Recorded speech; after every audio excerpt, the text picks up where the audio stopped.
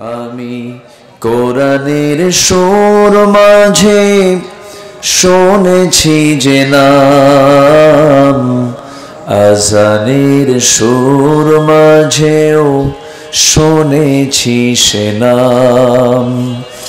ও নাম শুনেছি আমি আমার হৃদয়, হে রাসূল নবীজি তোমায়, হে রাসূল নবীজি তোমায়। সবাই বলি সাল্লাল্লাহু আলাইহি ওয়াসাল্লাম।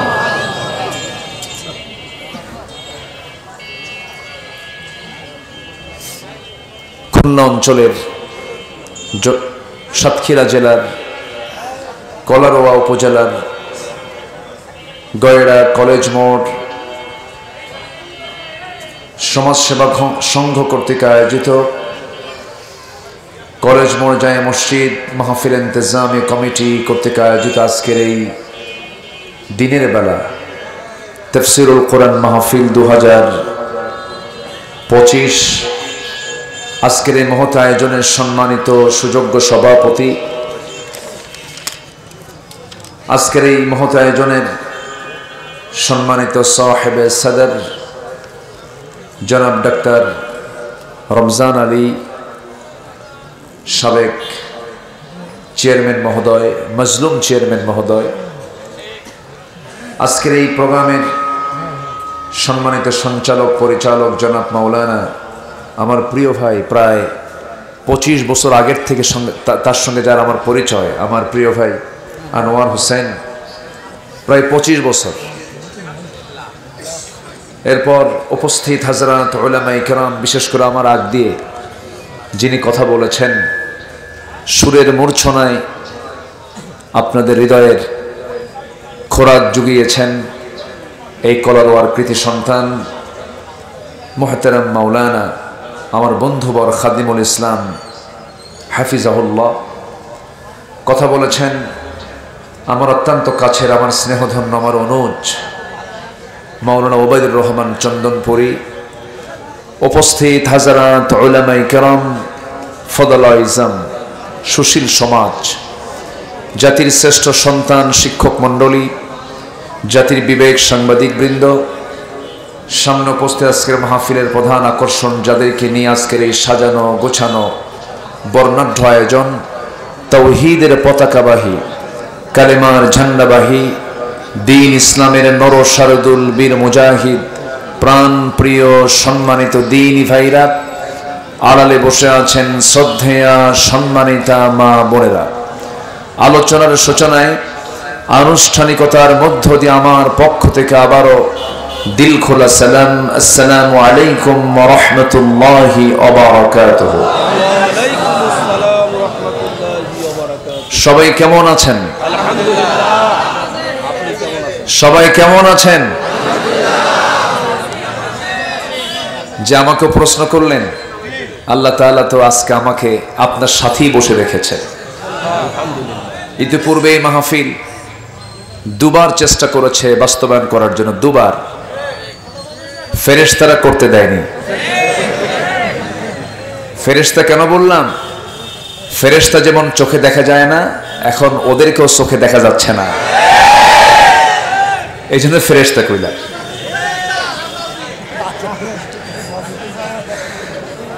যাক, সাতক্ষীরা তো, সাতক্ষীরার প্রতিটি ঘরই তো ইসলামের দুর্গ।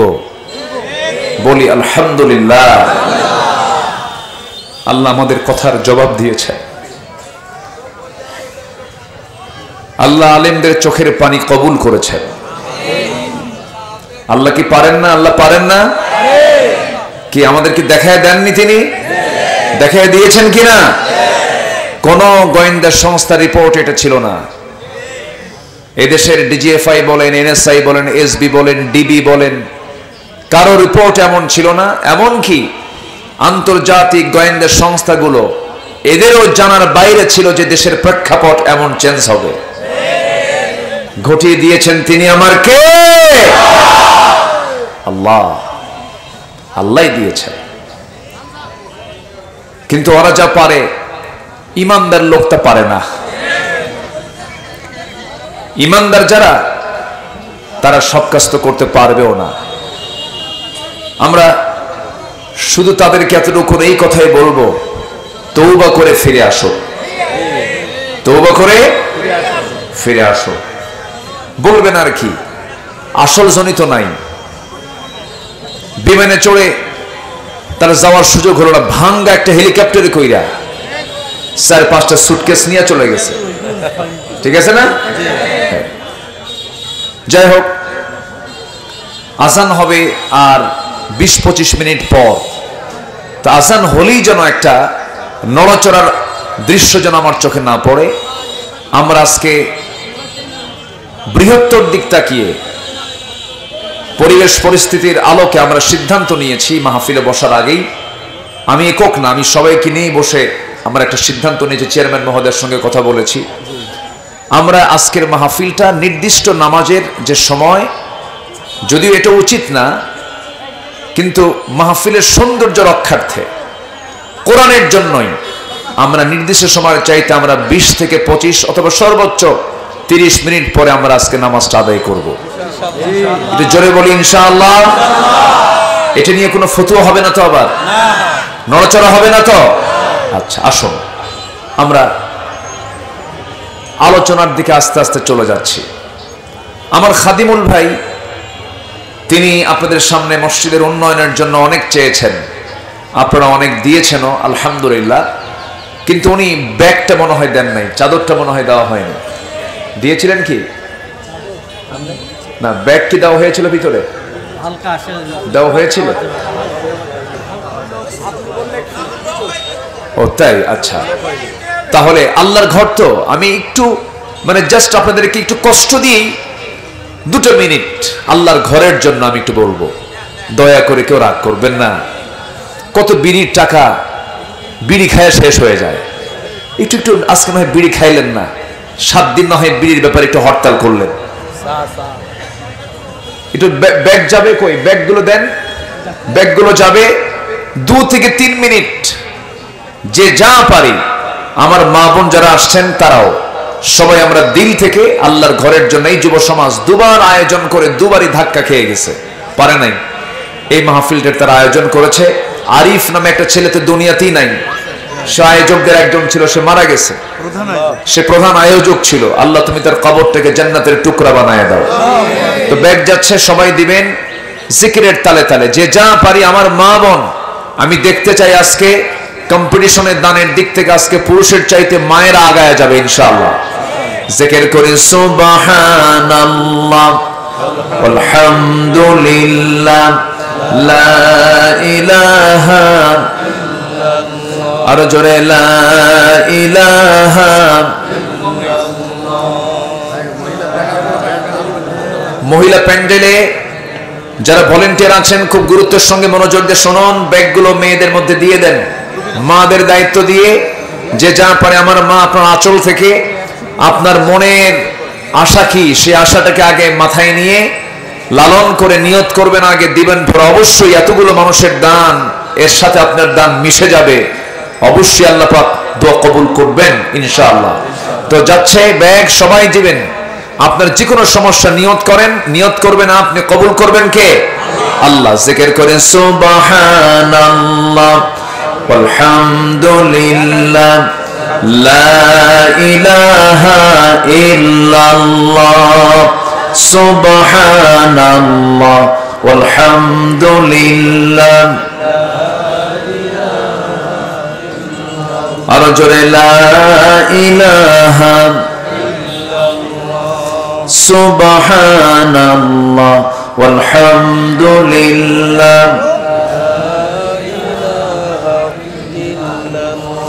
আর জোরে লা ইলাহা।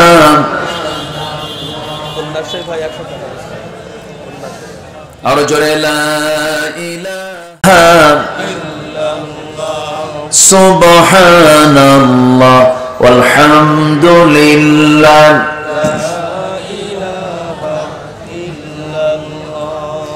আর জোরে লা ইলাহা যে হাত একটু চালু করুন, যে হাত চালু করুন, যে যা পারেন দ্রুত গতিতে দিয়ে দেন। দিলেও দোয়া, না দিলেও দোয়া হবে, সমস্যা নেই। আরে ভাববেন না যে আমি দিলাম না আমার জন্য দোয়া নাই, না, দোয়া আছে, সবার জন্য দোয়া। শুধু দোয়া করবেন আল্লাহ যেন এই যুব সমাজকে প্রতি বছর এই মাহফিল করার তৌফিক দান করেন। জোরে বলি আল্লাহুম্মা আমিন। জি, আমরা যে যা পারি দিয়ে দেই। আর ভলেন্টিয়ার যারা আছেন নিয়ে এটা নিজ দায়িত্বে, এটা আমানত মনে করে মাহফিল কর্তৃপক্ষের কাছে, কমিটি কর্তৃপক্ষের কাছে এটা হস্তান্তর করুন। আল্লাহ তুমি সবার এই যত্নে করা এই দানকে তুমি আল্লাহ সাইয়েদনা ওসমান, আলী, আবু বকর রাদিয়াল্লাহু আনহুম এই সমস্ত সাহাবীদের দানের সঙ্গে তুমি আল্লাহ কবুল করে নাও। জোরে বলি আল্লাহুম্মা আমিন। আসুন, সময় যেহেতু কম তো আমি এখন মূল আলোচনার দিকে আস্তে আস্তে চলে যাচ্ছি। আমার মা বোনদের ভিতরে কি যে হলো আমি তো জানি না। মা বোনদের যারা দান করেন নাই তারা সবাই দিল থেকে দান করবেন বলে আশা করি ইনশাআল্লাহ। সম্মানিত ভাইয়েরা, সম্মানিত হাজিরিন, আসুন আমরা এখন মূল আলোচনার দিকে যাই। আমরা যারা বিগত 2 বছর এই মাহফিল করতে দেননি, আমরা ওয়াল কাযিমিনাল গায়জ ওয়াল আফিনা আনিন নাস, আল্লাহ পাক বলেছেন যারা ক্রোধকে সংবরণ করে, যারা মানুষকে মাফ করে দেয়, আল্লাহ পাক তাদেরকে, আল্লাহু ইউহিব্বুল মুহসিনিন, আল্লাহ পাক মুহসিনদেরকে ভালোবাসেন। কিন্তু যদি এখনো ষড়যন্ত্রের জাল বিস্তার করতে চান, ক্ষমা কিন্তু হবে না। আসতে বলবেন না, জোরে বলুন ঠিক কিনা। সম্মানিত বন্ধুগণ, আমাদের হৃদয়ে অনেক ক্ষত আছে, এই জন্য কথাগুলো একটু বের হয়। এটাকে বিরক্তের চোখে মনে করলে হবে না। অনেক ক্ষত আছে। আমাকে এই সাতক্ষীরাতে 2 বার ডিবি দিয়ে আমাকে ধরে নিয়ে সাতক্ষীরা এসপি অফিসে নিয়ে আমার সঙ্গে অমানবিক আচরণ করেছে। আমি বলিনি এগুলো আগে কথা, এই কথাগুলো আমি আগে বলতে পারিনি।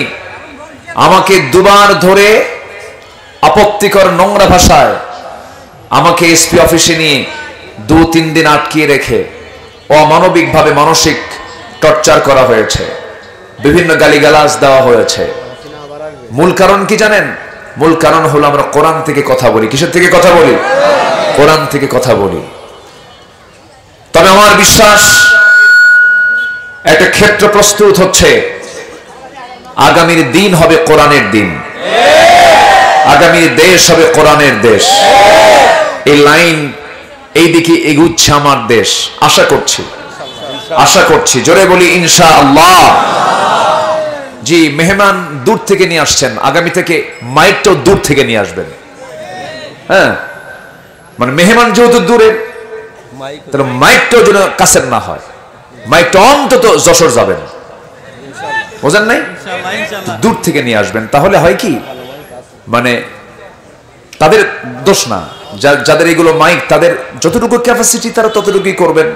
আপনি যত দূরে যাবেন তত তাদের ক্যাপাসিটি, তাদের এটা ভালো। বড় মাহফিল করলে এই বিষয়টা একটু খেয়াল করতে হয়। তারা চেষ্টা করছেন যতটুকু, তবে এটা যথেষ্ট হচ্ছে না। কেন? তাদের ক্যাপাসিটি আছে। কখনো কি এই কি বলে কলারোয়া কি যশোর শহরের সমান হতে পারে? হবে না। খুলনা শহরের সমান হতে পারে? বদনাম করবেন না ভাই। এই থামেন না, সম্মান তো অবশ্যই আছে।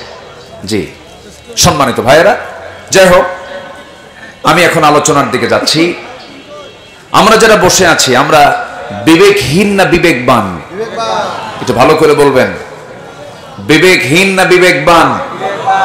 আল্লাহ তাআলা বিবেকহীনকে কোথায় দিবেন বলেন? কোথায় দিবেন বলেন? জাহান্নাম। বিবেকবানকে জান্নাত দিবেন। বিবেকবান সেই যার মধ্যে ঈমান আছে, যার মধ্যে কি আছে? ঈমান আছে। আমি সূরাতুর রাআদ থেকে, রাআদ মানে হলো বজ্রপাত। বজ্রপাত দেখেন না, বজ্রপাতে মানুষ মারা যায়, যেটাকে এলাকায় কি বলে? চড়কা। ওই যে মানুষ পড়ে যে মারা যায়, হ্যাঁ, বাস বাস বাস পড়িছে, বাস পড়িছে। আচ্ছা আচ্ছা, বজ্রপাত অর্থাৎ কিছু কিছু এলাকায় বলে ঠাডা লাগে, ঠাডা, ঠাডাও পড়ছে, এরকমও হয়, এরকমও বলে। এক একটা এলাকায় এক একটা ভাষা আছে। আমি তো আপনাদের সঙ্গে পারবো না, কলারোয়া, সাতক্ষীরা, যশোর, এই ভাষা তো একদম বইয়ের ভাষা। বলি আলহামদুলিল্লাহ। আপনাদের শুধু শুধু আমি না, গোটা দেশের কোন জেলা পারবে না যেটা যশোর, কুষ্টিয়া, নড়াইল, মেহেরপুর, সাতক্ষীরার মানুষ যে ভাষায় কথা বলে, এই ভাষার সঙ্গে পৃথিবীর কোনো বাংলা ভাষার মানুষ পারবে না। বলি আলহামদুলিল্লাহ। এটা আপনাদের জন্মগত দিক, এই এলাকায় জন্ম হয়েছে, এই জন্য আপনাদের ভাষাটা সই। তো বজ্রপাত এই নামেই আল্লাহ পাক এই সূরার নামকরণ করেছেন। আকাশ থেকে বিজলি চমকায় আমরা দেখি, এই বিজলিটা আল্লাহ রাব্বুল আলামিন বান্দাকে দেখান। আল্লাহর ক্ষমতা আছে না নাই বলেন তো? আছে। মেঘের ঘর্ষণ হয়। আমি মেবি 2022 সালের শেষ দিকে আমি মধ্যপ্রাচ্যের কাতার থেকে, দোহা থেকে আমি ঢাকা আসতেছিলাম বিমানে করে। তো বিমানে চললে এরকম আমার কখনো মনে হয়নি। সেবার মনে হলো যে আচ্ছা, আমি যে এই মেঘমালাগুলো দেখতেছি, বিশাল মেঘমালা, ওই বিমানে চললে দেখা যায়, এগুলো কি ওজন আছে নাকি? এটা মনে মনে চিন্তা করলাম, আমার জানা ছিল না। পরে সার্চ দিয়ে দেখি কিউমুলাস নামে কিছু মেঘমালা আছে যাদের ওজন হচ্ছে লক্ষ লক্ষ টন টন ওজন। আল্লাহু আকবার বলে। আচ্ছা, কোনোদিন কি দেখছেন কিছু মেঘমালার কিছু মেঘখণ্ড ভেঙে পড়ছে? না। যদি ভেঙে পড়তো, মানুষ কি বিল্ডিং বানাতো? বিল্ডিং বানায় লাভ কি? মেঘমালা যদি ভেঙে পড়ে কোন বিল্ডিং এ টিকবে? টিকবে না। আল্লাহ রাব্বুল আলামিন এই মেঘমালার যে ওজন আছে, আজ থেকে ১৫০০ বছর আগে জানায় দিলেন, হুয়াল্লাযী ইউরিকুমুল বারকা খাউফান ওয়া তামআন ওয়া ইউনশিস সাহাবাস সিকাল। জোরে বলুন আল্লাহু আকবার। তিনি সেই মহান প্রভু যিনি আকাশে মেঘমালাকে উত্থিত করেছেন, ওজন করে উত্থিত করেছেন, ওজন করে রেখে দিয়েছেন। ওজন, মেঘমালার যে ওজন আছে পৃথিবীর মানুষ আগে জানতো না, হালে এসে প্রমাণ করেছে, কোরআন জানিয়ে দিয়েছে আজ থেকে ১৫০০ বছর আগে। জোরে বলি সুবহানাল্লাহ। আমার নবী যদি বিমানে চড়েন নাই, আমার নবী যে মেঘমালা নিয়ে তিনি কোনো গবেষণা করার সুযোগ পান নাই, অতএব রাসূল তো এটা জানার কথা না, জানিয়ে দিয়েছেন রাসূলকে বিশ্ববাসীর জন্য। কে জানিয়ে দিয়েছেন?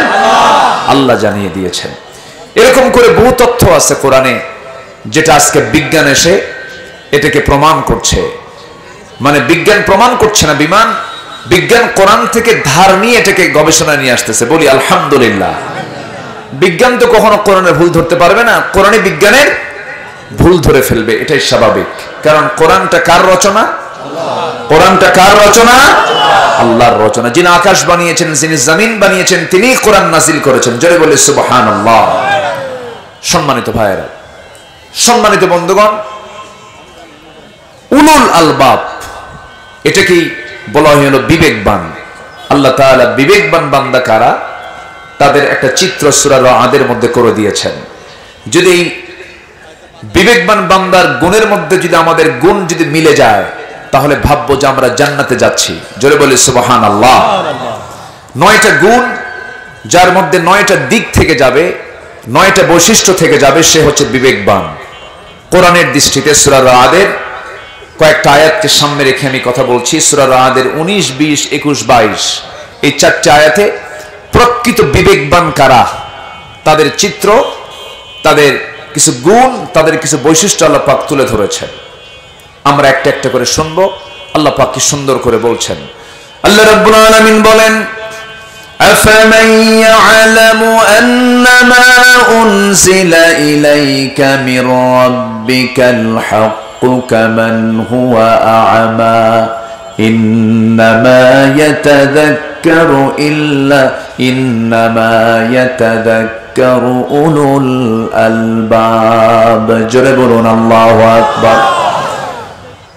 উলুল আলবাব কারা? বিবেকবান কারা? উলুল আলবাব হল আরবি শব্দ, যার বাংলা হচ্ছে বিবেকবান। বিবেকবান কারা? যাদের মধ্যে ৯টা বৈশিষ্ট্য খুঁজে পাওয়া যাবে। নাম্বার 1 হলো আল্লাযীনা ইউফুনা বিআহদিল্লাহি ওয়া লা ইয়ানকুদুনাল মিসাক والذين يصلون ما أمر الله به أن يوصل ويخشون ربهم জোরে বলুন আল্লাহু আকবার জোরে বলুন আল্লাহু আকবার আমার বন্ধুগণ নাম্বার 1 হলো যে সমস্ত লোকগুলো আল্লাহর সঙ্গে কৃত ওয়াদা যারা পূরণ করবে যারা অঙ্গীকার যারা পূরণ করবে আমি আপনি দুনিয়াতে যখন আসি নাই মার পেটের ভিতরে ছিলাম 2 বছর মার পেটের মধ্যে যখন আসি নাই তখন আমরা ছিলাম কিন্তু রূহের জগতে আলমে আরওয়াহে ছিলাম আলমে আরওয়াহে আমাকে প্রশ্ন করেছিলেন মহান রব্বুল আলামিন কোরআন বলে দিচ্ছে আলাস্তু বিরাব্বিকুম আমি কি তোমার রব নই সেই রূহের জগতে আমি স্পষ্ট ভাষায় জানিয়ে দিয়েছে হ্যাঁ তুমি আমার রব ক্বালু বালা যদি আজকে আমাদের দুনিয়াতে মনে নাই কিন্তু এই কথা বলেছি শতভাগ সত্য জানিয়ে দিয়েছে কোরআন বলেছে কিনা বলেছে কিন্তু আমরা জানি না মনে নাই হয়তোবা অনেক কিছুই তো মনে নাই আমাদের আমরা মার পেটে 10 মাস ছিলাম এটাও কিন্তু আমরা দেখি নাই মনে নাই আমাদেরকে বলে দিয়েছে আমরা বিশ্বাস করে নিয়েছি মার পেট থেকে দুনিয়াতে এসেছি 2টা বছর দুধ পান করেছে এটাও কারো মনে নাই কিন্তু বিশ্বাস করে নিয়েছে আমাকে জানিয়ে দিয়েছেন মা আমাকে লোকজন বলেছেন তুমি এই মায়ের দুধ পান করেছো বিশ্বাস করে নিয়েছি মার দুধ পান করা যেমন না দেখি বিশ্বাস করতে হয় মার পেটে যেমন 10 মাস থাকা না দেখি বিশ্বাস করতে হয় ঠিক তেমনি রূহের জগতে আমি বলেছি হ্যাঁ তুমি আমার রব এমনই কথাটাও না দেখি বিশ্বাস করতে হবে এটাই হলো ঈমান এটা কি ঈমান আমি রূহের জগতে বলে এসেছি হ্যাঁ তুমি আমার রব আল্লাহ বলছেন যারা এই ওয়াদা যারা পূর্ণ করবে তারা হচ্ছে বিবেকবান তারা কি বলেন তো বিবেকবান অর্থাৎ হ্যাঁ তুমি আমার রব রব মানে কি রব মানে হচ্ছে আইনদাতা বিধানদাতা সকল প্রকার অপূর্ণতা অযোগ্যতা ব্যর্থতা থেকে যিনি মুক্ত তিনি আমার কে একটু জোরে বলেন তিনি আমার কে আল্লাহ আমার আল্লাহ যে আইনদাতা তিনি যে আইন দিয়েছেন এতে কোনো সন্দেহ আছে কিন্তু আমার দেশে যে আইনটা আছে রাষ্ট্রীয় পর্যায়ে যে বিধানটা আছে এটা কি আমার আল্লাহর আইন কার আইন বলেন কার আইন বলেন কার আইন আছে মানুষের আইন মানুষ এই 2 চোখ দিয়ে লিখেছে এই 2 চোখ দিয়ে দেখে হাত দিয়ে লিখেছে ব্রেন খাটিয়েছে এরপর একটা আইন রচনা হয়েছে বলুন তো মস্তিষ্ক প্রসূত মানুষের মস্তিষ্ক থেকে বের হওয়া আইন এটা মজবুত হবে না আল্লাহর আইন মজবুত হবে আল্লাহর আইন তাহলে আমরা যে আইন দিয়ে চলছে এটা কি মজবুত আইন না দুর্বল আইন বলুন বলুন কি আইন বলেন দুর্বল আইন এবং দুর্বল আইন দিয়ে বলা হয় যে মধ্যযুগীয় সেই 1500 বছর আইন দিয়ে 1500 বছর আগের আইন দিয়ে আজকের সমাজ চলতে পারে না এমন জাতীয় বাজে কথা বলার মতো মানুষ আমার দেশে আছে না নাই তাদের কি বিবেক আছে তাদের কি বিবেক আছে আল্লাহ বলছেন তারা হচ্ছে বিবেকহীন বিবেকবান তারাই 1 নম্বর গুণ যারা কৃত ওয়াদা আল্লাহর সঙ্গে যে করে এসেছিল রূহের জগতে হ্যাঁ তুমি আমার আইনদাতা যারা এটাকে এই ওয়াদা যারা পূরণ করেছে তারা হচ্ছে বিবেকবান এখন বলি আপনাদেরকে একটু মন খারাপ করা যাবে না আমার আল্লাহর আইন ছাড়া যারা অন্য কোন আইনকে বিশ্বাস করে যদি কেউ নামাজ পড়ে এটা ভণ্ডামি ছাড়া কিছু না আসতে বলবেন না জোরে বলেন ঠিক কিনা আল্লাহর আইন বাদ দিয়ে অন্য আইন মানে এদিকে নামাজ পড়ে এদিকে হজও যায় ওর সুবিধা মতো সে ইসলামকে মানতে চায় আমার আল্লাহকে যদি রব হিসেবে মানতে হয় আমার আল্লাহকে আইনদাতা হিসেবে মানতে হবে ঠিক কিনা বলেন আমরা বহু আইন আমার দেশে দেখেছি সোজা কথা কেউ গায়ে পড়ে কথা টেনে নেবেন না নিজের গায়ে সোজা কথা বলি এই দেশের স্বাধীনতার 53-54 বছর চলছে আজ কেউ চালিয়েছেন 25 বছর কেউ চালিয়েছেন 16 বছর কেউ চালিয়েছেন 9 বছর কেয়ারটেকার গভর্নমেন্টের কয়েক বছর সবার নাম মুসলমান হলেও তারা ইসলাম দিয়ে দেশ চালান নাই তারা নামাজের আইন পাস করেন নাই সুদের বিরুদ্ধে আইন পাস করেন নাই যাকাতের আইন তারা চালু করেন নাই সব দেখা শেষ আগামীর দেশ আমরা দেখতে চাই কোরআনের দেশ রাজি আছেন কারা কারা হাত উঁচু করে দেখেন মুসলমান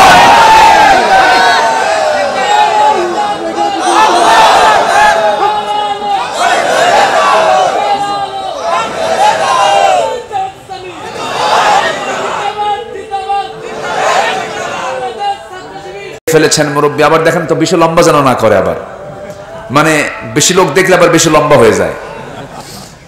জি সম্মানিত ভাইয়েরা, আসুন আমরা আবার আলোচনার দিকে ফিরে যাচ্ছি। তাহলে সব দেখা তো আমরা শেষ করেছি, কেউ তো কোরআনের আইন তো চায় না।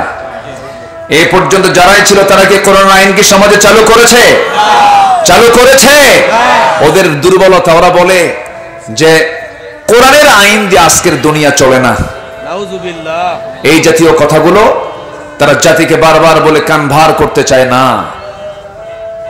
কোটি বছরের সূর্য যদি আলো দিতে পারে, কোটি কোটি বছর আগের সূর্য যদি এখনো তাপ দিতে পারে, সেই সূর্যের যিনি মালিক, কোটি কোটি বছর আগের সেই চাঁদ যদি রাতের ঘড়ি হতে পারে, আকাশের সূর্যের এই আকাশের বয়স যদি কোটি কোটি বছর হলেও যদি এই আকাশ যদি ঠিক থাকতে পারে, সে আকাশের মালিক, জমিনের মালিক, সাত সমুদ্রের মালিক, সূর্যের মালিক, সে আল্লাহ তাআলার বিধান কি সমাজে কার্যকর হতে পারে না? এটা রেজাল্ট কি ভালো হতে পারে না? পারে। সম্মানিত ভাইয়েরা, সম্মানিত বন্ধুগণ, আমরা আল্লাহর আইনকে শুধু নামাজের মধ্যে দেখতে চাই না, আমরা আল্লাহর আইনকে দেখতে চাই এক জায়গায় না সব জায়গায়? আসতে বলবেন না, এক জায়গায় না সব জায়গায়। যখন আপনি সব জায়গায় চাবেন, সুদখোর আপনার সামনে লাঠি নিয়ে দাঁড়ায় যাবে, মদখোর আপনার সামনে লাঠি নিয়ে দাঁড়িয়ে যাবে, যারা নারী নিয়ে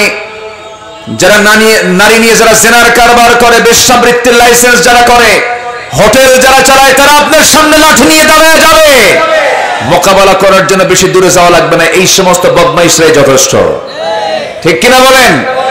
এজন্য জমিন থেকে সকল আইনকে উৎখাত করে সেই জমিনে কার দিন প্রতিষ্ঠা করতে হবে? আল্লাহর দিন। এটা কি একার কাজ না সবার কাজ? সবার কাজ। নবীজি কেন আসছিলেন দুনিয়াতে বলেন? এই দিন কায়েম করা। বলেন, কোরআনকে বলুন, কোরআন তুমি বলো তোমার রাসূলকে তুমি কেন দুনিয়াতে পাঠাইছো বলো। কোথাও বলা হয়নি শুধু নামাজ পড়ার জন্য পাঠাইছি, কোথাও বলা হয়নি শুধু রোজা পালন করার জন্য পাঠাইছি, মাদ্রাসা প্রতিষ্ঠার জন্য পাঠাইছি, কোথাও বলা হয়নি। আপনি কোরআনকে প্রশ্ন, কোরআন একাধিক জায়গায় জবাব দিচ্ছে। কোরআন বলতেছে, হুয়াল্লাযী আরসালা রাসূলাহু বিল হুদা ওয়া দীনিল হক লিইয়ুযহিরাহু আলাদ-দীনি কুল্লিহি ওয়া কাফা বিল্লাহি শাহীদা। আরেক জায়গায় বলছেন, ওয়ালাউ কারিহাল মুশরিকুন। জোরে বলুন আল্লাহু আকবার। তিনি সেই মহান প্রভু যিনি তার রাসূলকে দ্বীনে হক দিয়ে দুনিয়াতে পাঠালেন, যেন তিনি কি করতে পারেন, এই দুনিয়ার মানুষের তৈরি করা যত বিধান আছে, এখন প্রেজেন্ট ওয়ার্ল্ডে আপনি যদি প্রশ্ন করেন, হুজুর আপনি বলুন তো গোটা দুনিয়াতে এখন আল্লাহর আইন ছাড়া আর কতগুলো আইন মানুষের তৈরি করা আছে? 70 থেকে 80টা। 70 থেকে 80টা। আমার দেশেও কিছু কিছু দল, ওই সমস্ত মানুষের দল, তারা লালন করে। আছে না নাই বলেন? আছে না নাই? মূল জায়গায় হাত দিচ্ছি, একটু মন খারাপ করা যাবে না ভাই। আমার কবরে আমি যাব, আপনার কবরে আপনি যাবেন। এই যে হাজার হাজার মানুষ আপনারা মাহফিল এসেছেন, আমি আব্দুল্লাহ আমিন আজকে যদি আমি কোনো কথা গোপন করে যাই, কিয়ামতের দিন আপনি কিন্তু আমার বিরুদ্ধে মামলা দিবেন আল্লাহর আদালতে। এই জন্য আমাকে হক কথা বলার দরকার আছে না নাই? আছে। আমার ভাইয়েরা, আমার বন্ধুগণ, আমার রাসূলকে আল্লাহ রাব্বুল আলামিন কেন পাঠালেন, কি জন্য পাঠালেন, আল্লাহ রাব্বুল আলামিন ক্লিয়ার করে বলছেন। সূরা সফ দেখবেন, বাড়িতে গিয়ে মিলায় দেখবেন।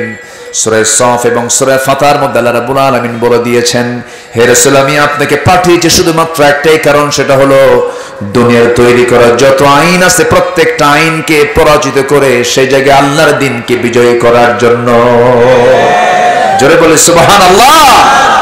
এই বিজয়ী করার জন্য রাসূলকে ঘর বাড়ি ছাড়তে হয়েছে, তায়েফে মার খেতে হয়েছে। ইতিহাস তো বলার সময় নেই আজকে, শুধু ইঙ্গিত দিয়ে যাচ্ছি। মক্কায় রাসূলকে মেরে মেরে অজ্ঞান করে দেওয়া হয়েছে।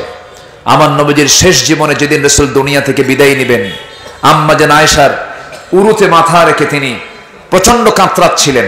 সেই সময় তার দেহের মধ্যে পুশ করা ইহুদিদের ষড়যন্ত্রের একটা অংশ ছিল। রাসূলকে মেরে ফেলার জন্য তারা খাবারের মধ্যে বিষ ঢুকিয়ে দিয়েছিল। সেই বিষক্রিয়া দেখা দিচ্ছিল, প্রচন্ড জ্বর, রাসূল কাঁপতেছিলেন, ঘাম ঝরতেছিল শরীর থেকে, কপাল ঘেমে যাচ্ছিল। আমার নবীজি বলছেন, আয়েশা আমার বুঝি মৃত্যুর সময় চলে এসেছে, আমি মনে হয় দুনিয়া থেকে বিদায় নিয়ে নেব।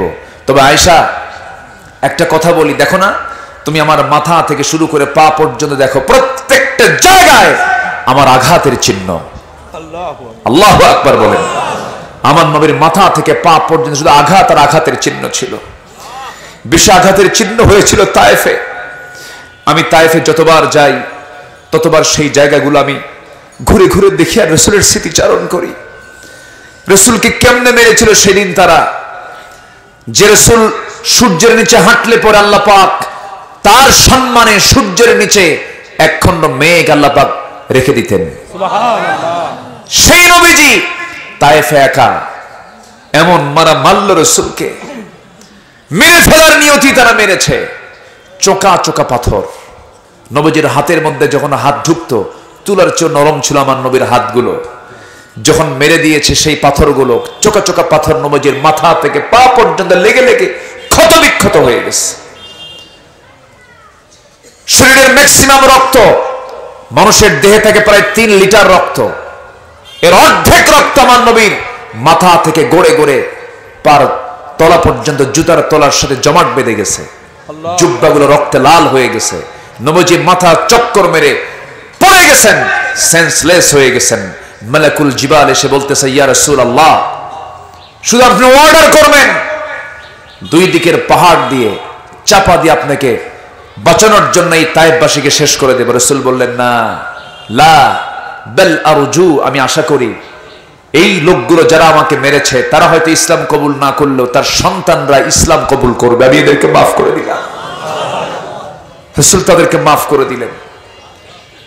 আমার নবীজির মাথা থেকে পা পর্যন্ত ক্ষত বিক্ষত চিহ্ন ছিল। বললেন, আয়েশা, এই যে আমার গোটা শরীরে তুমি ক্ষত বিক্ষত হওয়ার চিহ্নগুলো দেখতেছো, তায়েফে আমি মার খেয়েছি, উহুদে আমাকে মেরে দেখো সামনের 2টা দাঁত নাই। খন্দকের পরিখা খনন করতে গিয়ে আমি খাবার পাই নাই, আমার সাহাবীরাও খাবার পায় নাই।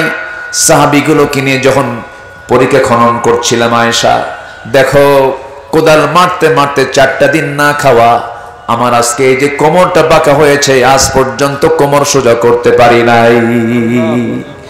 আমার ভাইয়েরা, দিন কায়েমের সংগ্রাম করতে গিয়ে যদি গোটা শরীরে আঘাতের চিহ্ন নিতে হয়, দাঁত ভাঙতে হয়, দেশ ছাড়তে হয়, হামলা মামলা খেতে হয়, কোমর কুঁজা করে ফেলতে হয়, কোমরটা হারাতে হয়, বিশ্বনবীর মতো জায়গা থেকে যদি এমনটা কষ্ট করতে হয়, সেই জমিনে দিন কায়েমের জন্য আমাদের প্রচেষ্টার দরকার আছে না নাই?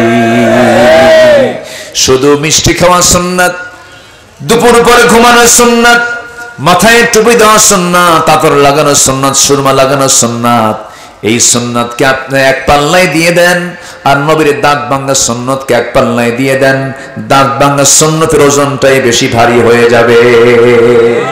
সামনের দিন আমাদের একটাই লক্ষ্য হলো, কোন কথা মানবো না, কোন আইন মানবো না, কোন বিধান মানবো না, কোন ব্যক্তি মানবো না। একটাই কথা হবে, এই জমিন যার হুকুম চলতে হবে তার। ঠিক কিনা? এটাই হচ্ছে 1 নম্বর ওয়াদা। যারা বিবেকবান তারা আল্লাহর সঙ্গে কৃত অঙ্গীকার তারা পূরণ করবে। আরো আছে 9টা। তাফসীর মাহফিল তো একটু কোরআন থেকেই কথা বলা দরকার, ঠিক কিনা বলেন? এই জন্য আমি আয়াতকে মিস করছি না, আমি আয়াতকে লেগেই সামনের দিকে এগুচ্ছি। আরো 8টা পয়েন্ট আছে। এদিকে আজান হয়েছে, কোনো টেনশন নাই। আমরা নির্দিষ্ট সময়ের চাইতে একটু পরেই আমরা একসঙ্গে এখানে জামাতে নামাজ পড়বো। জোরে বলি ইনশাআল্লাহ, জোরে বলি ইনশাআল্লাহ। সম্মানিত ভাইয়েরা, কষ্ট পাচ্ছেন নাকি আপনারা? কোনো অসুবিধা নাই তো? জোরে বলি ইনশাআল্লাহ। সম্মানিত ভাইয়েরা, তাহলে নাম্বার 1 হচ্ছে কি, যারা আল্লাযীনা ইউফুনা বিআহদিল্লাহ, যারা আল্লাহর সঙ্গে কৃত অঙ্গীকার যারা পূরণ করবে। ওই যে বলে এসেছিলাম, তুমি আমার রব, তুমি আমার আইনদাতা। দুনিয়াতে যারা এই রুবুবিয়্যাতকে প্রতিষ্ঠার জন্য, আল্লাহর আইনকে জমিনে প্রতিষ্ঠার জন্য যারা সংগ্রাম করবে, আন্দোলন করবে, তাদের ওয়াদা পূরণ হচ্ছে, এরাই হচ্ছে বিবেকবান। জোরে বলি আল্লাহু আকবার। এই যে 2-1 জন করে ওঠে কেন চাচা? Any problem? বসে না নামাজে, নামাজে চাচা নামাজে যাচ্ছেন, নামাজ পড়বেন। ও চাপ চাপ না ঠিক আছে, অনেক বয়স হয়ে গেছে। জি, যারা মাজুর তারা ঠিক আছে, কিন্তু দাড়ি কাছা গেলে কিন্তু খবর আছে। বসেন, কেউ যাবেন না, কারণ মাহফিলের সৌন্দর্য রক্ষার দায়িত্ব কি বক্তার একার না সবার? আশপাশে যারা আছেন সবাই পাহারা দিবেন, মাহফিল যেন দোয়া পর্যন্ত ঠিক মতো আমরা যেন সুন্দর করে সম্পন্ন করতে পারি। জোরে বলি আমিন। এদিকে জনসভা না ইবাদতের জায়গা? বলেন বলেন বলেন বলেন, কিসের জায়গা? ইবাদতের জায়গা। এটাই মনে করে আমরা বসবো। অগণিত সওয়াব, অগণিত সওয়াব, যে সওয়াবের কোনো গণনা হবে না, অগণিত সওয়াব আল্লাহ পাক ফেরেশতার মাধ্যমে লিখতেছেন। বলি আলহামদুলিল্লাহ। এক নাম্বার চলে গেল। নাম্বার 1, যারা ওয়াদা ভঙ্গ করে না। যারা কি ভঙ্গ করে না বলেন? রাসূল এক জায়গায় বলেছেন, লা ঈমানা লিমান লা আহদা লাহ। তার ঈমানই নাই যার ওয়াদা নাই। যার ওয়াদা ঠিক নাই তার কি নাই? ঈমান নাই। এটা কি মোল্লার কথা না আমার নবীর কথা? নবীর কথা, মুহাম্মদ সাল্লাল্লাহু আলাইহি ওয়াসাল্লাম। তাহলে এখন বলেন, এই ওয়াদা পৃথিবীর এই জীবনে, মানব জীবনে চলতে গিয়ে সব জায়গায় এরকম ওয়াদা আছে না নাই বলেন তো? আছে। যেরকম ব্যবসা করতে নিয়ে ওয়াদা করতে হয়, কথা বলতে নিয়ে ওয়াদা করতে হয়, কোন একটা জায়গায় যাব ওয়াদা করতে হয়। প্রত্যেকটা জায়গায় কিন্তু একটা ওয়াদা থাকে। এই ওয়াদা যারা ঈমানদার তাদের কখনো ওয়াদা ভঙ্গ হবে না। আর যার ওয়াদা ভঙ্গ হয় সে কি বিবেকবান না বিবেকহীন? বলেন, বিবেকবান না বিবেকহীন? আপনি একটা ব্যক্তির সঙ্গে ওয়াদা করেছেন, ভাই তুমি আমার থেকে 2 লক্ষ টাকা পাও, আমি তোমাকে অমুক দিন দেব। এই কথাকে পুঁজি করে সেই লোকটা বলছে, ভাই একজন লোক আমাকে 2 লক্ষ টাকা দেওয়ার কথা, এই টাকাটা আমি তোমাকে অমুক দিন আমাকে একজন দেবে, এর পরের দিন আমি তোমাকে দেব। তাহলে আপনার এই ওয়াদার কারণে তিনি আরেকজনকে ওয়াদা করেছেন, আরেকজনকে তিনি আবার ওই টাকাটা দিবেন, তিনি আবার আরেকজনকে বলেছেন। যিনি শুরুতে ওয়াদা ভঙ্গ করলেন সে কি বিবেকবান না বিবেকহীন? আচ্ছা, মানুষের ঈমানের চেক হয় নামাজে না লেনদেনে? লেনদেনে। ভালো করে বলবেন, লেনদেনে। ভালো করে বলবেন। মানুষের ঈমানের চেক হয় নামাজে না লেনদেনে? ও, নামাজের দরকার নাই, বলতে হবে নামাজেও দুইটাই, লেনদেনেও। নামাজ ঠিক আছে, কিন্তু লেনদেন উল্টা পাল্টা আছে কিনা বলেন তো? ও কি বিবেকবান না বিবেকহীন? বিবেকবান না বিবেকহীন? বিবেকহীন। আমার বন্ধুগণ, এখন এই সমস্ত আলোচনার ভিতরে একটা হাদিস আমাকে ঢুকাতেই হচ্ছে। আমার বন্ধুগণ, রাসূল বলেছেন, আয়াতুল মুনাফিকি সালাস। মুনাফিককে চেনার জন্য 3টা সিম্পটম তোমরা দেখবা। যদি 3টা সিম্পটম কারো মধ্যে পাও, সেই লোকটা মুনাফিক। নাম্বার 1, ইদা ওয়াদা আখলাফা, যখন সে ওয়াদা করে ওয়াদা ভঙ্গ করে। নাম্বার 2 হলো যখন তার সামনে আমানত রাখা হয় আমানতের খেয়ানত করে ফেলে। নাম্বার 3 হলো যখন সে কথা বলে মিথ্যা কথা বলে, বাজে কথা বলে। এই 3টা বদঅভ্যাস যার মধ্যে আছে সেই লোকটা মুনাফিক। বলেছেন মুহাম্মদ সাল্লাল্লাহু আলাইহি ওয়াসাল্লাম। তাহলে যারা মুনাফিক হয় তারা কি বিবেকবান হয় না বিবেকহীন হয়? বিবেকহীন হয়। তাহলে উলুল আলবাব যদি হতে চাই, 1 নম্বর ওয়াদা ঠিক রাখতে হবে। কার সাথে? আল্লাহর সাথে। আল্লাহর সাথে যে ওয়াদা ছিল সেই ওয়াদা আমরা ঠিক রাখবো। নাম্বার 2 হচ্ছে অঙ্গীকার আমরা ঠিক রাখবো। আমাদের যে ওয়াদা এটা আমরা সব জায়গায় ঠিক রাখার চেষ্টা করব। জোরে বলি ইনশাআল্লাহ। ইন্নাল্লাহ লা ইখলিফুল মিআদ। আল্লাহ তাআলা নিজেও কখনো ওয়াদা ভঙ্গ করেন না। আমরাও আল্লাহর গুণটা লালন করব। আমরা কখনো ওয়াদা ভঙ্গ ইচ্ছা করে কখনো ভঙ্গ করব অনিচ্ছাই হতে পারে। বান্দার ভিতরে তো অনেক সময় বান্দাই তো পারে না, আর সব পারেন কে? আল্লাহ। কিন্তু আপনি চেষ্টা করার পরেও আপনি পারেন নাই, এটা আল্লাহ পাক আপনাকে মাফ করতে পারেন। কিন্তু প্ল্যান করে আপনি ওয়াদা করে ওয়াদা পূরণ করছেন না। বলুন তো, একটা প্রশ্ন করে, আজকের সমাজে যে টাকা ঋণ দেয় সে বিপদে, যে টাকা ঋণ নেয় সে বিপদে। বলেন বলেন, এটা কি একটা আদর্শ সমাজের বৈশিষ্ট্য? এটা বলেন তো। যে দেয় সে বিপদে, আর যে নেয় সে নিরাপদে। সে কি বলেন? সে নিরাপদে। যারা ব্যবসায়ী না তারা আমার আজকের আলোচনা খুব খুশি হচ্ছেন। ভালো করে কম, হালকা তো করেও টাকা তুলতে পারি না। আল্লাহ তাআলা দেখেন কিভাবে সুন্দর করে কথাগুলো সাজাচ্ছেন। তো টাকা পায় একজন, বলতেছে ভাই তুমি আমার থেকে টাকা নিলে অমুক দিনের কথা বলে আজকে তো দেওয়ার কথা, তুমি দাও কেন না, তুমি আরেকদিন আসো। পরপর 3 দিন না করছে, একদিন বলেই ফেলতেছে, সত্যি করে বলি ভাই তুমি কি আমাকে টাকা দিবা? তুই কি এখনো বুঝোস না আমি টাকা দেবো কি দেবো না? রাগের ঠেলায় যে পাওনাদার যে টাকা পায়, রাগের ঠেলায় সে বলেই ফেললো আল্লাহ তুমি সাক্ষী থাকো, ওর কাছ থেকে আর কোনোদিন টাকা চাবো না, যা তোর কাছ থেকে যে টাকা পাই সেই টাকা আমি হাসরের দিন তুলে নেব। জবাবে কয় লম্বা ডেট পাইলাম। কি ডেট পাইলাম? লম্বা ডেট। তাহলে বলেন এদের কি মান আছে? আজ থেকে এদের কি মান আছে? আজকে সমাজটা কোথায় চলে গেছে দেখেন। আমার বন্ধুগণ, আল্লাহ রাব্বুল আলামিন এর জন্য বলছেন বিবেকবান হও, বিবেকবান যদি হতে পারো আমি তোমাকে জান্নাত দিয়ে দেব। আপনি একজনকে ঠকাচ্ছেন, কিন্তু আপনি তো ঠকাচ্ছেন না, আপনি নিজেই ঠকে যাচ্ছেন, আপনি নিজেই হেরে যাচ্ছেন। আমার ভাইরা, কোন অফিসার যদি সরল হয় মানুষ তাকে বোকা বলে, কিন্তু যে লোকটা ঘুষ খায় সেই লোকটাকে চালাক বলে। একদিন কিয়ামতের দিন ওই সমস্ত ব্যক্তির জন্য আল্লাহ রাব্বুল আলামিন উপর করে তাকে জাহান্নামের মধ্যে ফেলবেন, সুদখোরকে জাহান্নামের মধ্যে ফেলবেন। আল্লাহ তাআলা যা হারাম করেছেন সে হারামের কাছে একজন বিবেকমান মানুষ যেতে পারে না। নাম্বার 3 হলো সম্পর্ক। আমরা পৃথিবীতে সবার আগে যার সঙ্গে গড়ব তিনি আমার কে বলেন? আল্লাহ রাব্বুল আলামিন বলছেন ওয়াল্লাযীনা ইয়াসিলুনা মা আমারাল্লাহু বিহি আইয়ুসাল। নাম্বার 3 হলো ওই সমস্ত বান্দাগুলো বিবেকবান, তাদের মধ্যে কমন সেন্স আছে, যারা পৃথিবীর সবার সঙ্গে সম্পর্ক থাকলো না গেল এই কথা না চিন্তা করে আগে চিন্তা করে আমার সঙ্গে আমার আল্লাহর সম্পর্ক ঠিক আছে কিনা।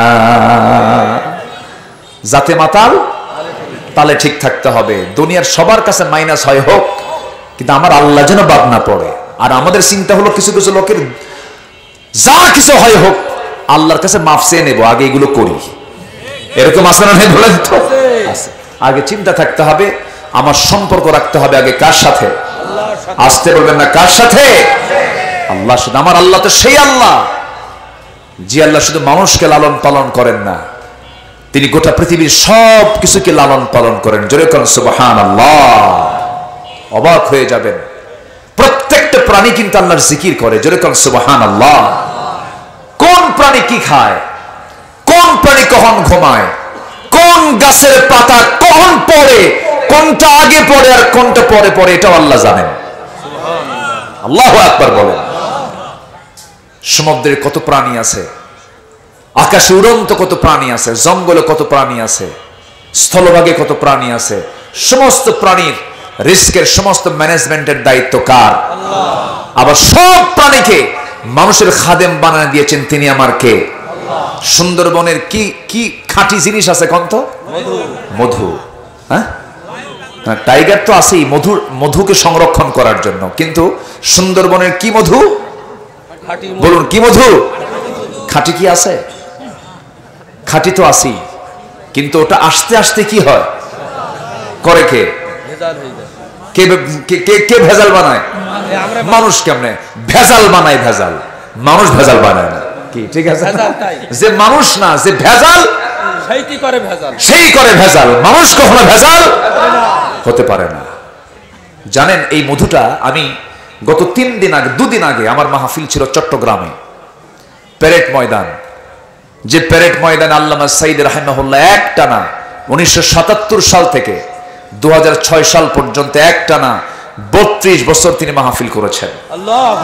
18 বছর ওই মাহফিল বন্ধ ছিল, করতে দেয়নি, হতেই দেয়নি। এবার এই মাহফিল আমাকে দিয়ে প্রথম উদ্বোধন হয়েছে। দোয়া করবেন।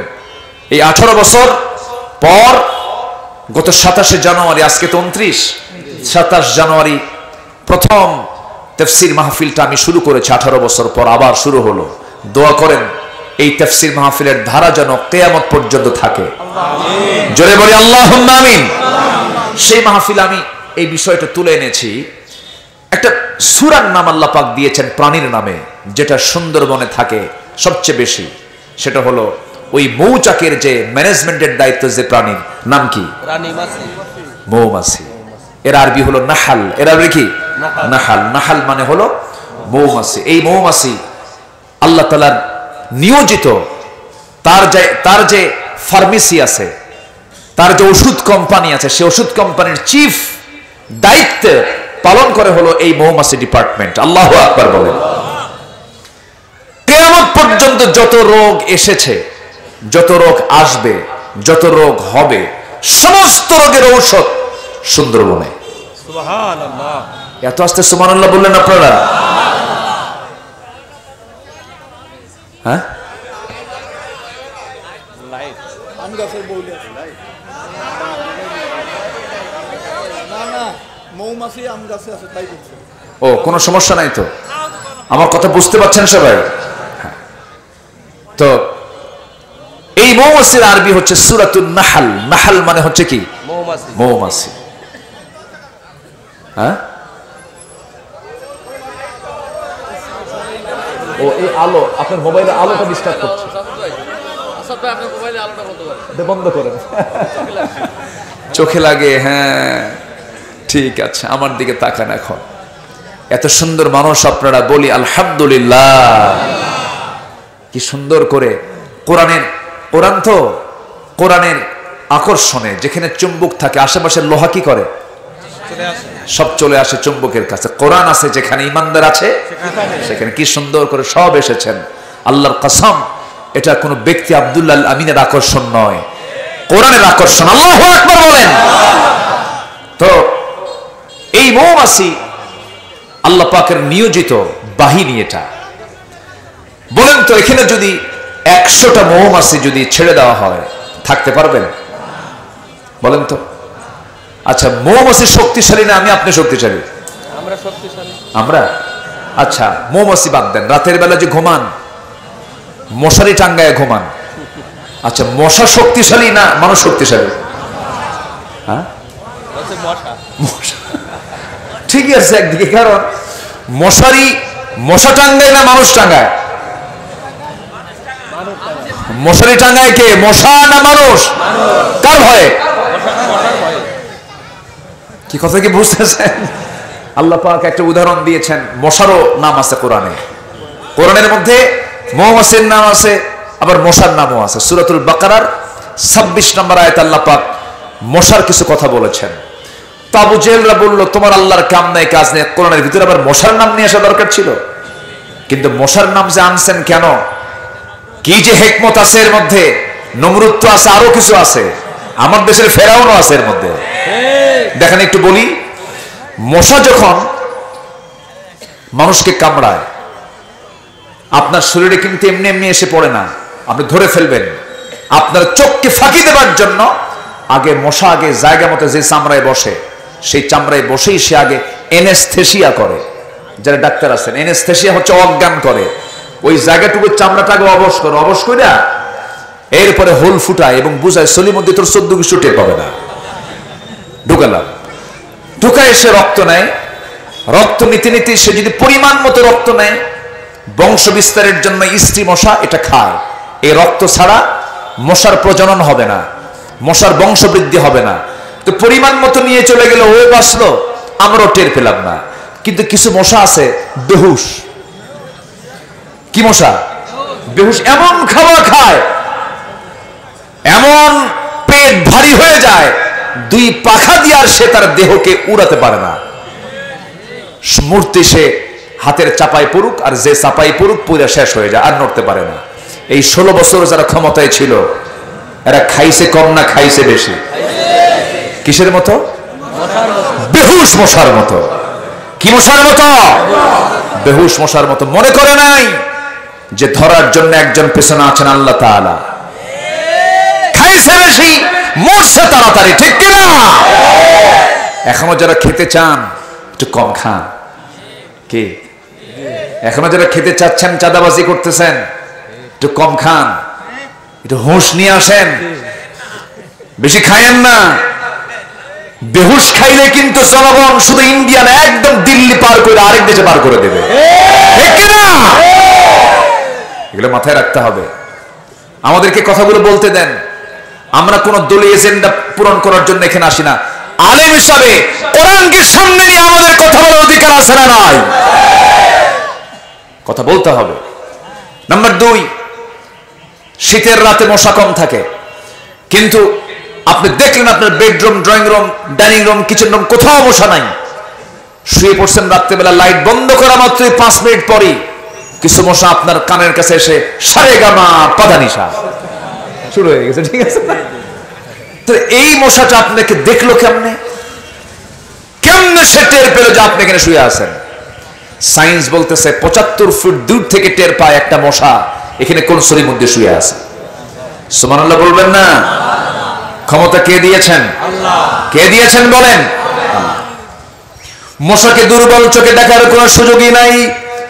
আবার এই মশা যখন আপনার গায়ে যখন পড়ে, আপনার কানের কাছে এসে যে ভন ভন করে যে আওয়াজটা হয়, এই কানের কাছে এসে যে আওয়াজটা করতেছে এটা কিন্তু তার ভোকাল কর্ডের কোনো আওয়াজ নয়, কণ্ঠের কোনো আওয়াজ নয়। মাসে যে 2 পাখা নিয়ে ওড়ে, সেই পাখার আওয়াজ আপনার ঘুমটা নষ্ট হয়ে যায়। এই পাখা যে তার দেহে প্রত্যেকটা সেকেন্ডে নড়ে, প্রত্যেক সেকেন্ডে প্রত্যেকটা মশা তার পাখা নড়ায়। সায়েন্স বলতেছে একবার নয়, 2 বার নয়, প্রতি সেকেন্ডে 500 থেকে 600 বার পর্যন্ত মশা তার পাখা ঝাপটান মারে। জোরে কোন সুবহানাল্লাহ। প্রতি সেকেন্ডে কয়বার? 500 থেকে 600 বার। আজ পর্যন্ত কোন মেশিন, এত দ্রুতগামী মেশিন তৈরি হয়নি। সুবহানাল্লাহ বলবেন না? ইন্নাল্লাহা লা ইস্তাহি আন ইয়াদরিবা মাসালাম মা বাউদাতান, এবং বাউদাতান হচ্ছে ইস্তি মশা। মশা যে কামড়ায়, পুরুষ মশা কামড়ায়, ইস্তি মশা কামড়ায়। আল্লাহ পাক 1000 বছর আগে ইস্তি মশার কথাই বললেন। আল্লাহু আকবার বলেন। আচ্ছা, গেল। এখন মৌমাছির দিকে আসেন। মৌমাছির কথা বলছিলাম। এই মৌমাছি, তার ডিপার্টমেন্ট হলো মৌচাক। আল্লাহ পাক এই মৌমাছির মধ্যে আবার ক্লাস আছে, পুরুষ আছে, মহিলা আছে। আবার অ্যাডমিনিস্ট্রেশন চালায়, প্রশাসন চালায়, এমন কিছু ডিপার্টমেন্টের কিছু মৌমাছি আছে। আল্লাহ পাক সবাইকে দায়িত্ব দেননি। এই দায়িত্ব দিয়েছেন হলো ফিমেল বি, যেটা স্ত্রী মৌমাছি, যেটা আল্লাহ পাক তাকে ইঙ্গিত দিচ্ছেন। আল্লাহ রাব্বুল আলামিন বলেন, ওয়া আওহা রাব্বুকা ইলান নাহলি আন ইত্তাখিযি মিনাল জিবালি বুয়ুতা ওয়া মিনাশ শাজারি ওয়া মিম্মা ইয়ারিশুন। জোরে বলুন আল্লাহু আকবার। আল্লাহ রাব্বুল আলামিন স্ত্রী মৌমাছিকে বলছেন, স্ত্রী মৌমাছি সুন্দর করে বাসা প্রস্তুত করো, গাছের ডালে, পাহাড়ের নিচে তোমরা সুন্দর করে বাসা বানাও, সুন্দর করে বাসা প্রস্তুত করো, সুন্দর করে বাসা তৈরি করে সেখানে মৌচাকে তোমরা মধুগুলা আহরণ করো। আমার বন্ধুগণ, এই মৌমাছি যখন কোন মৌচাকে মধুগুলো নিয়ে আসে, আল্লাহ রাব্বুল আলামিন সেই পথ তৈরি করে দিয়েছেন। সুম্মা কুলি মিন কুল্লি সামারাতি ফাসলুকি সুবুলা রাব্বিকা যুলুলা। জোরে বলুন আল্লাহু আকবার। নাম্বার 3 হলো, আমরা সবাই জানি মৌমাছি মনে হয় তার মধু মুখে বহন করে মৌচাকে ঢেলে দেয় না। এই মৌমাছির পেট থেকে মধু বের হয়। মৌমাছির কি থেকে মধু বের হয়? পেট থেকে মধু বের হয়। নিখুঁত গবেষণার মাধ্যম দিয়ে প্রমাণ করেছে আজকে বিজ্ঞান, মধু বের হয় মৌমাছির পেট থেকে। অর্থাৎ প্রত্যেকটা মৌমাছি আগে মধুগুলোকে খেয়ে নেয়, এরপরে পেটে ঢোকে, পেট থেকে সে বের করে ফেলে। এটা বিজ্ঞান বলছে তাহলে, অথচ 1500 বছর আগে মহান রব্বুল আলামিন বলছেন, ইয়াখরুজু মিন বুতুনিহা শারাবুন মুখতালিফুন আলওয়ানুহু ফীহি শিফাউল লিন্নাস ইন্না ফী যালিকা লাআয়াতান লিকাওমিন ইয়াতাফাক্কারুন। তিনি সেই মহান রব, যিনি ওই মৌমাছির পেট থেকে এমন পানীয় বের করেন যার রং ভিন্ন ভিন্ন, যাতে রয়েছে মানুষের জন্য সমস্ত রোগের ঔষধ।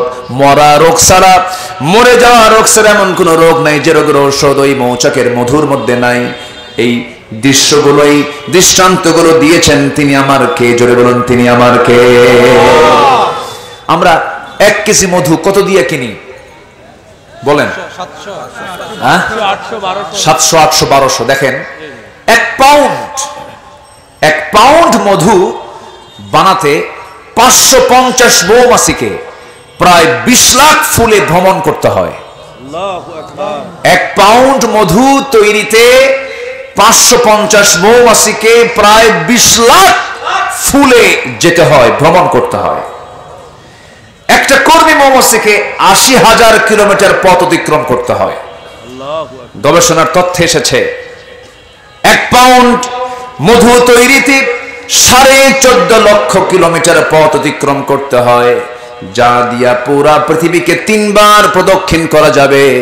এত বড় মেহনতের মধ্য দিয়ে মাত্র 1 পাউন্ড মধু আল্লাহ পাক মৌমাছিকে দিয়ে তৈরি করে নেন। জোরে বলেন সুবহানাল্লাহ।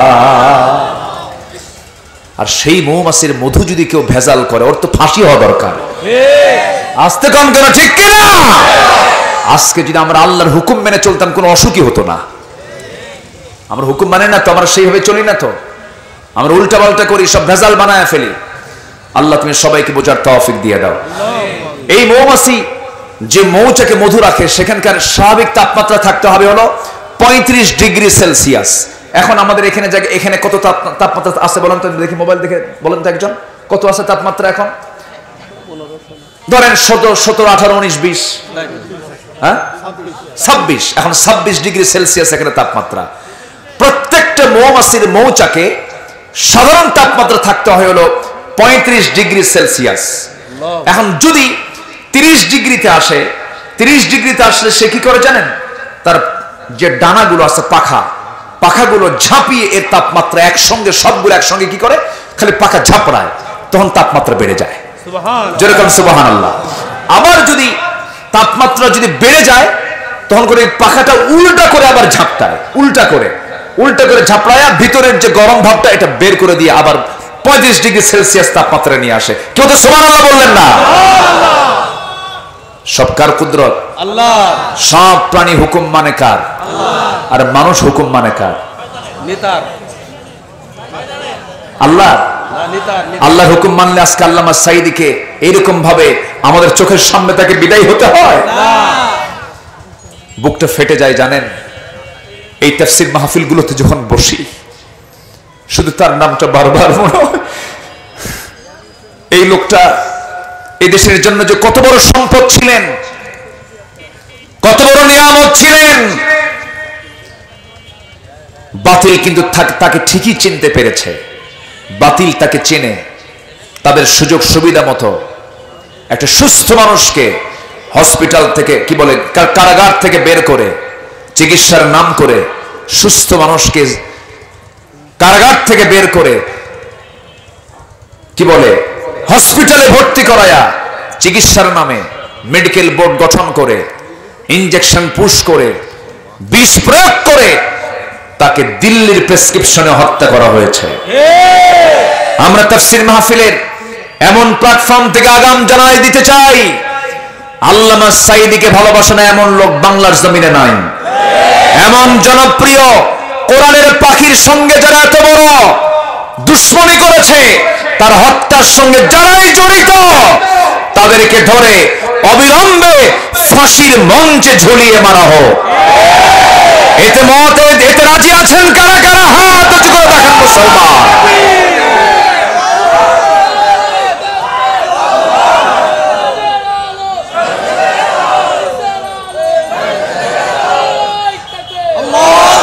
আরে ওলামা যেখানে,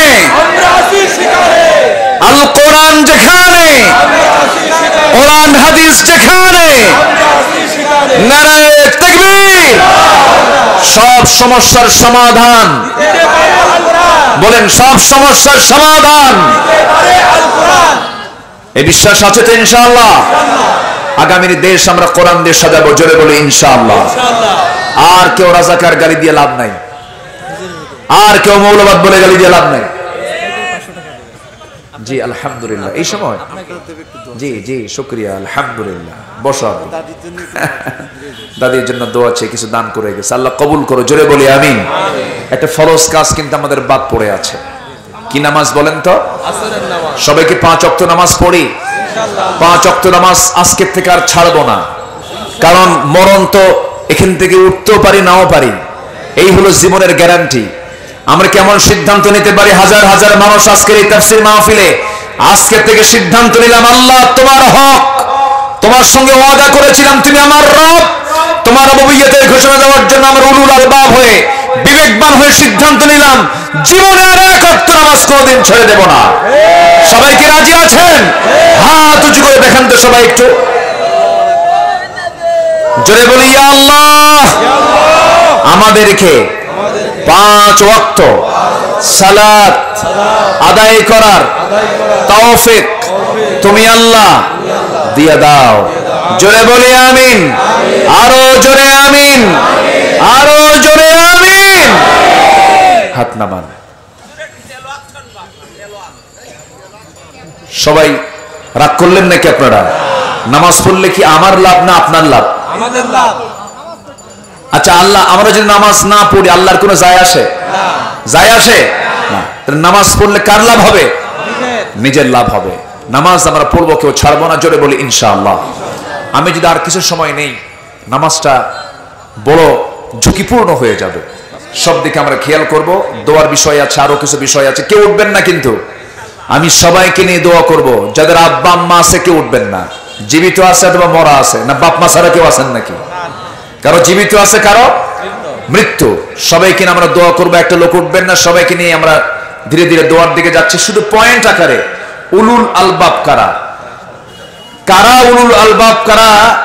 বিবেকবান মানুষ যাদের মধ্যে 9টা গুণ আছে। আমি 3টা বলেছি। 1 নম্বর হচ্ছে কার ওয়াদা পূর্ণ করা? আল্লাহর ওয়াদা। নাম্বার 2 হচ্ছে অঙ্গীকার ভঙ্গ না করা, ওয়াদা ভঙ্গ না করা। নাম্বার 3 হচ্ছে সম্পর্ক বজায় রাখতে হবে কার সাথে? নামাজ বাদ দিয়া, নামাজ সহ। নাম্বার 4 ভয় করবো একজনকে, তিনি আমার কে? নাম্বার 5 বিচার দিবসকে ভয় করব। নাম্বার 6 ধৈর্য ধরবো। নাম্বার 7 নামাজ কায়েমের সংগ্রাম করব। নাম্বার 8 গোপনে প্রকাশ্যে দান করব। নাম্বার 9 ভালো কাজের দ্বারা মন্দ কাজকে প্রতিহত করব। এই 9টা গুণ আছে যার, আল্লাহ বলছেন সেই বান্দাই হচ্ছে উলুল আলবাব। আমি ওর জন্য জান্নাত রেডি করে রেখে দিয়েছি। আল্লাহ কবুল করুন। জোরে বলি আমিন। যারা আলেম ওলামা আছেন তারা আলোচনা একটু হলেও তারা হকটা পেয়েছেন। আমি চেষ্টা করেছি। এখন আসুন আমরা এখন কোনো কথা নাই, দোয়ার দিকে যাব। চাইবো কার কাছে বলেন তো? আল্লাহ। সবাই বলি সুবহানাকাল্লাহুম্মা ওয়া বিহামদিকা আশহাদু আল্লা ইলাহা ইল্লা আনতা আস্তাগফিরুকা ওয়া আতুবু ইলাইকা। চিৎকার মেরে বলি, ইয়া আল্লাহ আমার জীবনে সাগীরা কবীরা, ছোট বড় সব গুনাহ তুমি আল্লাহ মাফ করে দাও। জোরে বলুন ইয়া রাব্বাল আলামিন। জি, আপনি দোয়া করে দেন। আপনি দোয়া করেন। আপনারা দোয়া করেন। একটা তেলাওয়াত করে এই মৃত আরিফের ও হ্যাঁ, জি, একজন এখানে দাও গো মেহেরবান আমায়, দাও গো মেহেরবান। এটা ধৈর্য ধরেন। ধৈর্য ধারণ করার শক্তি দাও গো মেহেরবান আমায়, দাও গো মেহেরবান। বুকের ভেতর ব্যথার নদী বইছে অবিরাম, বইছে বইছে অবিরাম। ধৈর্য ধারণ করার শক্তি দাও গো মেহেরবান আমায়, দাও গো মেহেরবান। আধার আমার আলো দিয়ে কানাই কানাই দাও ভরিয়ে, আধার আমার আলো দিয়ে কানাই কানাই দাও ভরিয়ে। অন্তর জোড়ে দাও গো প্রভু ভোরের পাখির গান। বুকের ভেতর ব্যথার নদী বইছে অবিরাম, বইছে বইছে অবিরাম। ধৈর্য ধারণ করার শক্তি দাও গো মেহেরবান আমায়, দাও গো মেহেরবান। ফাগুন কেড়ে নেয়া চতর আষাঢ় করে দাও। গাছে গাছালির শীতল ছায়ায় জীবন ভরে দাও, আমার জীবন ভরে দাও। ধৈর্য ধারণ করার শক্তি দাও গো মেহেরবান, আমায় দাও গো মেহেরবান।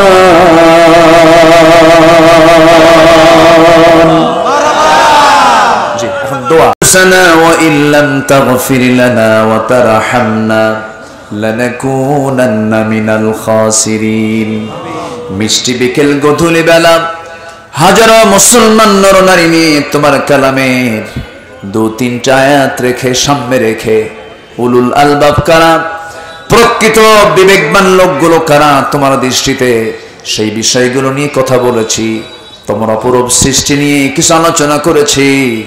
তোমার শাহী দরবারে কাঙ্গাল ভিখারির মতো দুটো হাত পেতেছি। আল্লাহ, গুনার দিকে নজর দিও না, বান্দা মনে করে তামাম জিন্দেগির গুনাহগুলোকে মাফ করে দাও।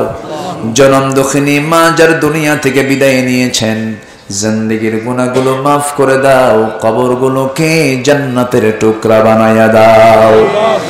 আব্বা আম্মার জন্য কি দোয়া তাও শিখিয়ে দিয়েছ। রব্বির হামহুমা কামা রব্বায়ানি সগীরা, রব্বির হামহুমা কামা রব্বায়ানি সগীরা। ও আল্লাহ, বিশেষ করে মাহফিলটার আয়োজন করলেন যারা, শোনার জন্য কষ্ট করে আসলেন যারা, বিনিময়ে কিয়ামতের কঠিন ময়দান যেদিন কেউ কাউকে চিনবে না, এমনকি মা সন্তানকে পর্যন্ত স্বীকার করে বসবে, যেদিন মানুষ কাঁদতে কাঁদতে চোখের পানিগুলো ফুরে যাবে, চোখ থেকে রক্ত বের হওয়া শুরু হয়ে যাবে, সেই কঠিন মুসিবতের দিন এ মাহফিল সবার জন্য নাজাতের মাধ্যম তুমি আল্লাহ বানাইয়া দিও। আল্লাহ তাআলা আমার ডানে বামে সামনে পেছনে যত ভাই হাত তুলেছেন সবার হাতগুলোকে তুমি আল্লাহ চালায়া নাও। গোটা পৃথিবীর মুসলমানদেরকে একটা প্ল্যাটফর্মে আসার তৌফিক দিয়া দাও। বাংলার জমিনকে তুমি আল্লাহ কোরআনের জন্য কবুল করে নাও। বাইতুল আকসা তুমি আল্লাহ মুসলমানদের হাতে তুলে দাও। মুসলমানদের কাশ্মীরে তুমি আল্লাহ মুসলমানদের হাতে তুলে দাও। আল্লাহ তাআলা দুনিয়া থেকে কোন দিন বিদায় নেব জানি না, ডান হাতে আমলনামা না আসা পর্যন্ত মরণ দিও না। এই মাহফিলটার পিছনে সবচেয়ে বড় মেহনত ছিল যার, সেই ছেলেটা আজকে দুনিয়া থেকে বিদায় নিয়েছে। আরিফ ভাগ্যবান যুবকের নাম তুমি তার কবরটাকে জান্নাতের টুকরা বানায়া দাও। নাইমকে তুমি আল্লাহ কবুল আর মঞ্জুর করে নাও। সবার নাম তো আমার জানা নাই, যার যা চাওয়া তুমি আল্লাহ পাওয়া করে দিও। দুনিয়া থেকে কোন দিন বিদায় নেব জানি না, মরতে যখন হবে তুমি আল্লাহ শহীদি মওত কপালে দিয়ে দিও। কোন দিন মরব রে তুমি আল্লাহ ভালো করে জানো, তবে যেদিন মরবো আমাকে টেনে হেঁচড়ে সব কবরের দিকে নিয়ে চলে যাবে। কবরে শোয়া দেবে রে, বাঁশ চাপা দেবে, মাটি চাপা দেবে। আমার মাথার চুলের মেয়াদ 24 ঘন্টা, চুলগুলো খসে খসে পড়বে, চামড়াগুলো গলে গলে পোকার পেটের খাবার হবে। পেটের নারী বেড়ে সব চোখ মুখ কান নাক বের হওয়া শুরু হয়ে যাবে রে। কিম্ভূত কিমাকার চেহারা হয়ে যাবে, চেহারা চেনা যাবে না। ও আল্লাহ, এই তো দুনিয়ার নিয়ম রে আল্লাহ। বুঝতে পেরেছি তুমি ছাড়া কোনো বন্ধু আমাদের নাই। অন্তিম সময়ে যখন চলে আসবে জবানে জারি করে দিও লা ইলাহা ইল্লাল্লাহু মুহাম্মাদুর রাসূলুল্লাহ। মুখে